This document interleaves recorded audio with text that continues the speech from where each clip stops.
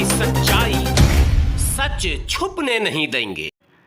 हमारे साथ अभी राजेश कुमार डॉक्टर साहब हैं। सर, आप अपना पूरा परिचय बता दीजिए। जी, मेरा नाम डॉक्टर राजेश कुमार है। मैं बेगूसराय के वार्ड नंबर 1 सिंघौल का निवासी हूँ। बेगूसराय वार्ड नंबर 11 बाघा में मैं प्रैक्टिस करता हूँ एज ए डॉक्टर। मेरा हॉस्पिटल का नाम है RDS मेमोरियल हॉस्पिटल।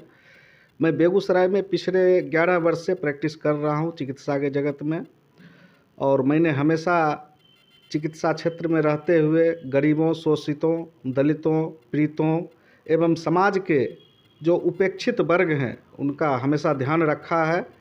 और मैंने कोशिश किया है कि आज की महंगी चिकित्सा पद्धति में मैं अपने तरफ से जो भी कुछ रिलीफ दे सकूं अपने रोगियों को, अपने समाज को, उसके लिए मैं हमेशा तत्पर रहता हूं। बस यही मेरा संक्षिप्त परिचय है। सर, बेगूसराय का लगातार हम दौरा कर रहे हैं 4500 वार्ड का, लेकिन सर जल निकासी का कोई साधन नहीं है बेगूसराय में। जी, जल निकासी की समस्या बेगूसराय में भयावह रूप रखे हुई है। यहाँ हर जगह, हर गली में, हर दूसरे गली में प्रायः जल जमाव रहता है। और आप जानते हैं कि जहाँ भी जल जमाव रहता है वहाँ पे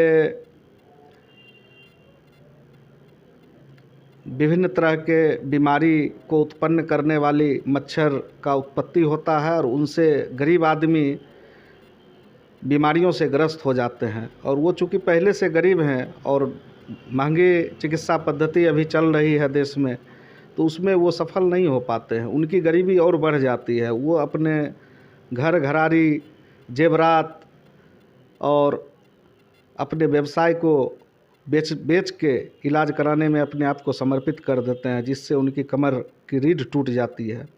ये सब ठीक चीज़ नहीं है। अगर इस चीज़ को, जल निकासी की समस्या का स्थायी समाधान अगर ढूंढा जाए तो हमारे गरीब आदमी को बहुत राहत होगी, बहुत तरह की बीमारियों से बचेंगे, डे टू डे लाइफ में जो परेशानी होती है उससे बचेंगे। आप जानते हैं कि गरीब आदमी का घर भी छोटे छोटे जगह पर बहुत कंजेस्टेड इलाके में बना होता है। वो पहले से ही गंदगी का अंबार लगा रहता है वहाँ पे। उसमें ये जल जमाव और गंदगी का जो ये मिश्रण है, ये विभिन्न सारी कॉमन बीमारियों को जन्म देती है, जैसे डायरिया, डिसेंट्री। पहले एक समय में हैजा फैलता था, प्लेग फैलता था। उस तरह की महामारी अभी आप जानते हैं कि अभी भी हम लोग कोरोना की महाआपदा से गुजर रहे हैं। इस तरह की ढेर सारी बीमारी गरीबों को ज़्यादा परेशान करती है। तो साफ नाला, रोड हमेशा ऊपर होना चाहिए, नाला नीचे होना चाहिए, लेकिन इसके उल्टा ही हर जगह दिखता है। जिससे प्रॉब्लम क्या होता है, रोड पे जो जल जमाव होता है वो नाला में जा ही नहीं पाता है। उल्टे जब नाला भर जाता है तो नाला का पानी रोड पे आके जम जाता है। तो इस कार्य संस्कृति को बदलने की ज़रूरत है। यह बहुत बड़ा साइंस नहीं है, रॉकेट साइंस नहीं है। इंजीनियरों से मिल के इस समस्या का समाधान निकाला जा सकता है। ये गलत पद्धति है। इंजीनियर से बात करके नगर निगम के जितने भी समस्या है, दो तरह की समस्या होती है, एक शॉर्ट टर्म, एक लॉन्ग टर्म। शॉर्ट टर्म समस्या का तत्काल समाधान जरूरी है। बाकी लॉन्ग टर्म समस्या के लिए पब्लिक को विश्वास में लेके लंबे नीति को बनाना चाहिए, और पब्लिक को विश्वास में लेके कि आप थोड़ा सा धैर्य धारण करें, 2 साल 3 साल हम इसका स्थायी समाधान देंगे। तो ये तो संवाद से हो सकती है, ऐसे नहीं हो सकती है। इस दिशा में प्रयास करना चाहिए जी। जैसे सर कि आप मेयर पद के चुनाव लड़ने का क्या उद्देश्य है आपका? मैं बेगूसराय ज़िले का निवासी हूँ, यहाँ बचपन से ही रहा हूँ, और पिछले 11 वर्ष से जब से मैंने ठीक ठाक से होश संभाला और प्रैक्टिस के क्षेत्र में आया, तो मुझे बहुत सारी दुश्वारियों का खुद भी सामना करना पड़ा। और जो हमारे रोगी हैं, प्राय बेगूसराय के ही रोगी ज़्यादातर रहते हैं, वो जब अपनी दुश्वारियों को डे टू डे लाइफ में बताते हैं, हमसे शेयर करते हैं, तब मुझे ऐसा लगता है कि कहीं न कहीं कार्य संस्कृति में कुछ न कुछ घालमेल जरूर है। इस चीज़ को ठीक करने की ज़रूरत है। बहुत सारा रिपोर्टिंग जो वार्ड से आते हैं, तो लोग वार्ड से सेटिस्फाइड नहीं होते हैं, उनके क्रियाकलापों से असंतुष्ट रहते हैं, प्रायः शिकायत करते हैं। किसी को घर का प्रॉब्लम है, तो किसी को शौचालय का प्रॉब्लम है, तो किसी को नाला का प्रॉब्लम है।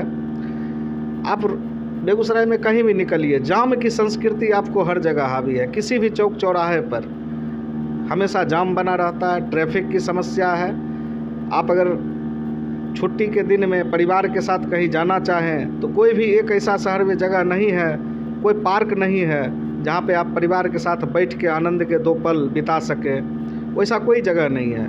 पार्किंग की समस्या है। आप मार्केट में अगर जाते हैं तो गाड़ी या मोटरसाइकिल लगाने की कहीं कोई जगह नहीं है। इतना ही नहीं, अब छोटे छोटे गाड़ी है, टेम्पू है, ई-रिक्शा है, इसको लगाने तक का कहीं जगह नहीं है शहर में। तो समस्या तो काफ़ी गंभीर है। अगर समस्या देखेंगे तो समस्या ही समस्या है और समस्या के अंधकार में हम लोग भी खो जाएंगे। हम लोग समाधान की तरफ बढ़ना चाहते हैं। हम लोग कोशिश करेंगे कि समाज के बुद्धिजीवियों से, इंटेलेक्चुअल से, इंजीनियर्स बात करके इस समस्या का शॉर्ट और लॉन्ग टर्म दोनों समाधान ज़रूर निकालें और उम्मीद करते हैं कि इस दिशा में हम सफल होंगे। मेयर पद से अगर आपको बेगूसराय की जनता अगर मेयर पद से आपको अगर चुना गया, आपको जिता दिया गया मेयर पद पे, तो सबसे पहला काम क्या करना चाहिएगा अपने? अगर जनता मुझे मेयर के पद पर आसीन करती है तो मैं सबसे पहले जितने भी शॉर्ट टर्म समस्या है जिसको मैं तत्काल प्रभाव से निष्पादन कर सकता हूं, उसको निष्पादन करना चाहूँगा। जैसे ट्रैफिक की समस्या रहती है तो ट्रैफिक पुलिस से, ट्रैफिक विभाग से रिक्वेस्ट करके हर जगह जहाँ जहाँ चौक चौराहा है वहाँ ट्रैफिक पुलिस दिया जाए ताकि यातायात व्यवस्था सुचारू हो सके, जाम की समस्या से मुक्ति मिल सके।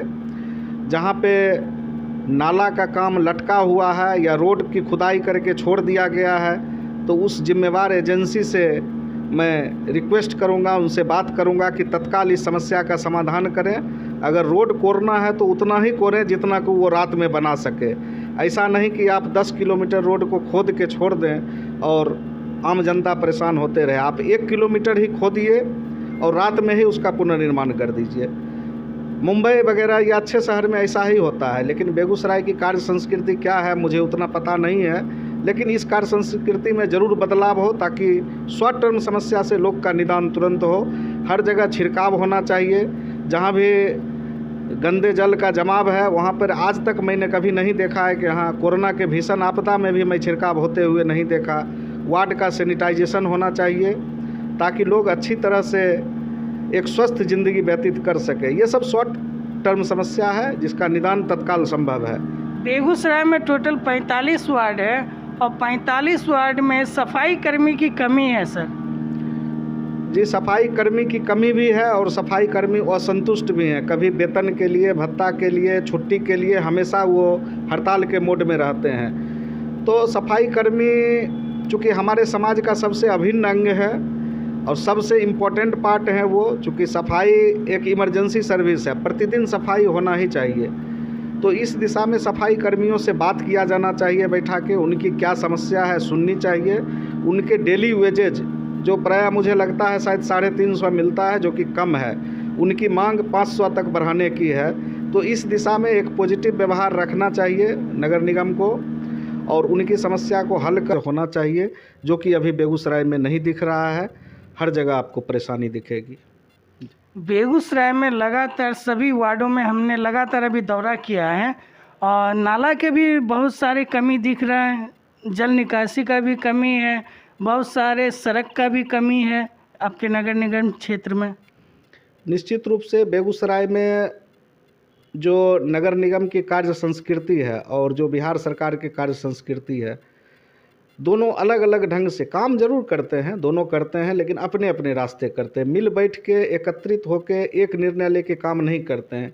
इसलिए अगर राज्य सरकार सड़क बनाती है तो फिर नल जल के लिए खोद दी जाती है, कभी टेलीफोन के तार के लिए खोद दी जाती है, फिर किसी और चीज़ के लिए खोद दी जाती है। नाला बनाने के नाम पर बार बार रोड को कोर के फिर से उसको बनाया जाता है।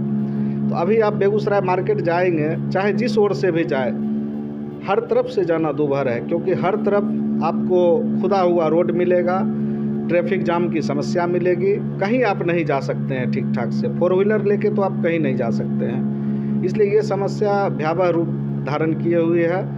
बहुत जल्द इसका निजात होना चाहिए, अदरवाइज बेगूसराय की जनता अभी तो काफ़ी परेशान है इस चीज़ से। आपके 1 नंबर वार्ड सिंगौल में भी हमने तस्वीर दिखाने का काम किए थे वहाँ नाला नीचे और जल ऊपर में दिख रहा था।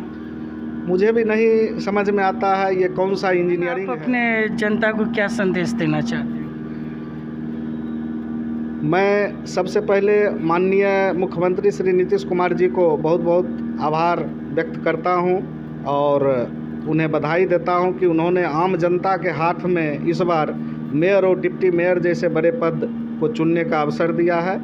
इससे पहले जिस पद्धति से वो चुने जाते थे उस पद्धति से एक सामान्य नागरिक इस पद पर पहुंच नहीं सकते थे, लेकिन इस बार हमारी सरकार ने आम जनता के दिल की आवाज़ को सुना है और उन्हें आगे बढ़ाया है। हम अपने तरफ से, पूरे आम जनता की तरफ से उन्हें तहे दिल से धन्यवाद देते हैं और आम जनता से मेरी अपील यही है कि वो इस बार धनाढ़ और बाहुबली लोगों को छोड़े और पढ़े लिखे सच्चे समाज सेवी लोग को, जिनसे वो ठीक से बात कर सके, जिनसे वो ठीक से मिल सके, जिनको अपनी समस्या से अवगत करा सके, जो मिलनसार हो और जिनसे मिल के वो अपनी समस्या का निदान पा सके, वैसे लोगों को समाज में आगे बढ़ाएं। और मैं समझता हूँ कि मैं अपने आप को इस चीज़ के लिए फिट इसलिए मानता हूँ कि मेरा सरोकार हमेशा चिकित्सक के रूप में रहा है। मैं आम लोगों से मिलता हूँ, मेरे पास कोई सिक्योरिटी नहीं है, मुझसे मिलने के लिए कोई प्रॉब्लम नहीं है।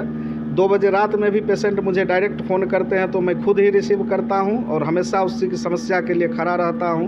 तो मुझसे मिलना बहुत आसान है, समस्या कहना आसान है। मैं सबकी बात सुनता हूं, सर्वग्राह्य प्रवृत्ति का हूं और मुझे लगता है कि मैं लोगों के साथ बैठकर लोगों की समस्या को सुनकर उनके आकांक्षा के अनुसार उनके समाधान में मैं योग्य साबित हो सकता हूं। तो मैं अपील करूंगा कि इस पद से मैं भी उम्मीदवार हूं, मुझे भारी बहुमत से जिताएं ताकि मैं समाज के जो उपेक्षित वर्ग हैं उनकी समस्या को केंद्र बिंदु मानकर उनकी समस्या के समाधान हेतु मैं अपने आप को प्रस्तुत कर सकूं।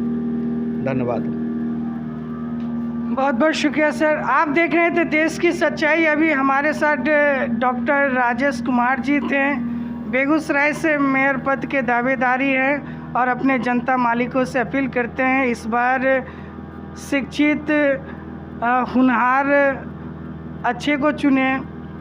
ऐसी उम्मीदवारी बार बार नहीं आएगा। इस बार बिहार सरकार नीतीश कुमार का फरमान भी जारी है कि जनता ही डायरेक्ट मेयर को चुनेंगे। ये जनता के हाथ में है, जनता किसे अपने मेयर पद की ताज पहनाती है। देखना है हम लोग को। बेगूसराय में लगातार हम तस्वीर दिखाते रहेंगे। बने रहिए देश के सच्चाई में।